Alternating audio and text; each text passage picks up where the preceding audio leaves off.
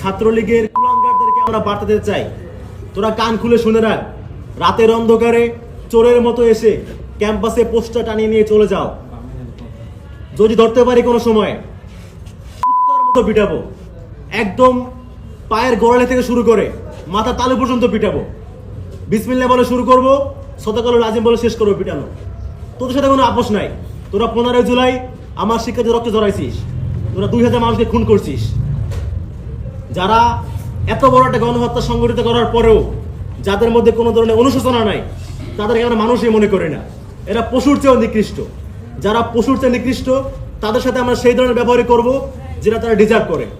তো আজকে মিডিয়ার মাধ্যমে তোদেরকে আমরা বলে রাখলাম, যদি ক্যাম্পাসে ধরতে পারি কোনো সময় এই ধরনের কাজকর্ম করতে আসছিস, খোদার কসম কুত্তার মতো পিটাবো। কোনো আপোষ নেই, খুনিদের কোনো আপোষ নেই কোনো।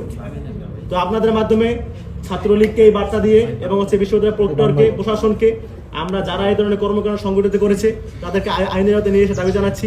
আর একটা বিষয় আপনার দৃষ্টি আকর্ষণ করব, সেটা হচ্ছে আপনারা দেখেছেন গতকাল মধ্যরাতে পাবনাতে দাদিকে কুপিয়ে হত্যা করে তার কাছ থেকে নাতনিকে ছিনিয়ে নিয়ে ধর্ষণ করে হত্যা করা হয়েছে। এর আগেও দেখেছেন আপনারা মাধবদীতে, নরসিংদীর, সেখানে কিন্তু এক ধর্ষিতা কিশোরীকে তার বাবার থেকে ছিনিয়ে নিয়ে পুনরায় ধর্ষণ করা হয়েছে, হত্যা করা হয়েছে। রামপুরাতে আপনারা দেখেছেন একটা বাচ্চা মেয়েকে ধর্ষণ করে হত্যা করা হয়েছে।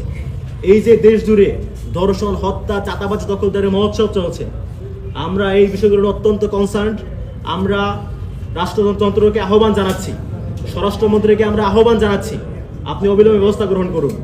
যদি রাষ্ট্রের অবস্থা এরকম হয়, যদি আমাদের দেশে মেয়েরা অনিরাপদ থাকে, তাহলে এর দায়ভার অবশ্যই আপনাকে নিতে হবে। আপনারা জানেন ইন্টারিম সরকারের প্রতি আমাদের অনেক ক্ষোভ আছে, তার অনেক জায়গায় ব্যর্থ।